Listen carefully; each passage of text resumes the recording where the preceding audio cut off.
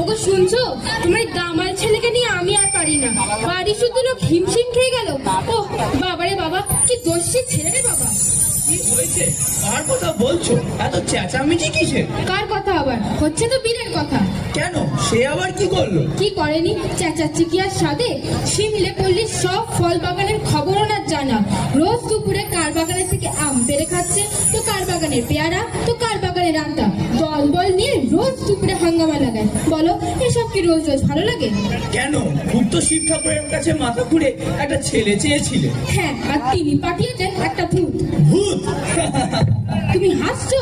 আজ ওকে ডেকে একটা কড়া ধমক দেবে। বেশ তো, ডাকো না তাকে। বিলে, এই বিলে, তোমার ডাকছো মা? বিলে, খুব দুষ্টু হয়েছিস তুই। শিগগির এখানে আয় বলছি। আমার